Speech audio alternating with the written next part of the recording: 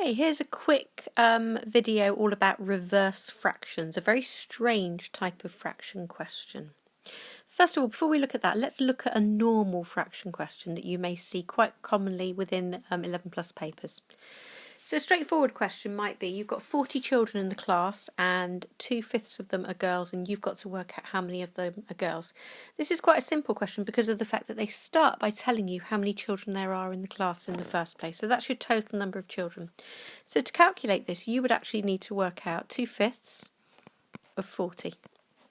So to do that, first of all, you divide by the bottom to give you 1/5. So 40 divided by 5 would give you 8 children. That would be 1/5 of the children.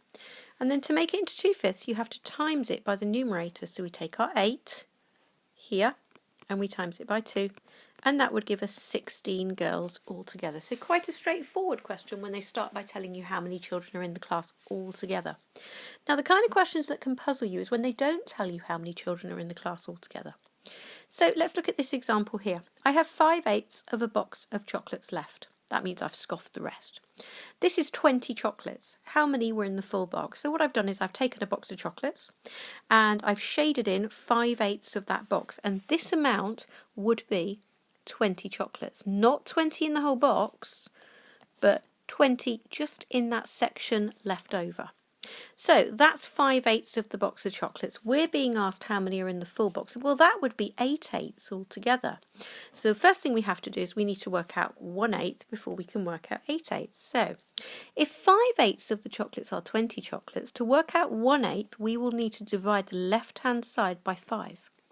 And remember that rule, whatever you do to the left, you also need to do to the right. So if we divide the right by 5, we get 1/8 of the box will be 4 chocolates.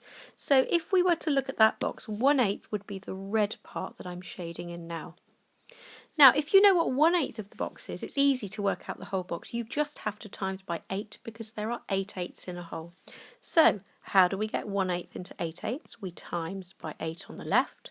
And following that rule, whatever we do to the left, we also have to do to the right. So 4 times 8 would give you 32 chocolates. Another couple of examples. Question 2.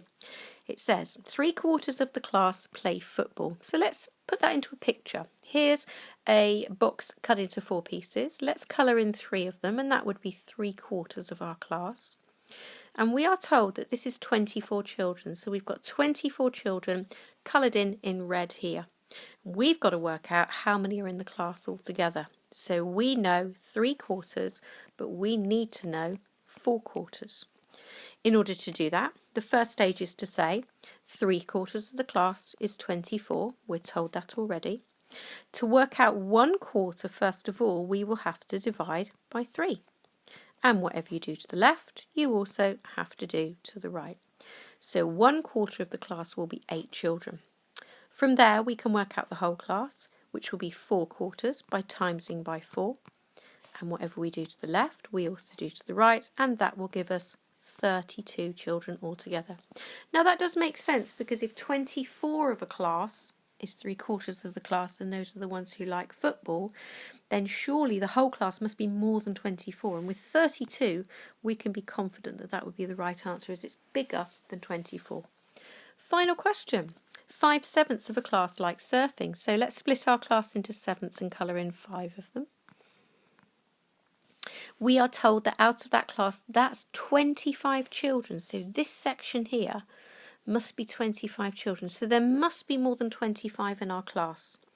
Okay, we know 5/7 like surfing, which is 25. And if we want to know the whole class, that would be 7/7. Our first stage, let's work out what 1/7 would be by dividing by 5. And remember, whatever you do to the left, you also have to do to the right, which will give us 5 children as 1/7 of the class. 7/7 of the class is the whole class, so we times by 7 on the left and times by 7 on the right, and that will give us 35 children altogether, which we can feel comfortable with because that's more than the 25 who like surfing. Hope that's been helpful.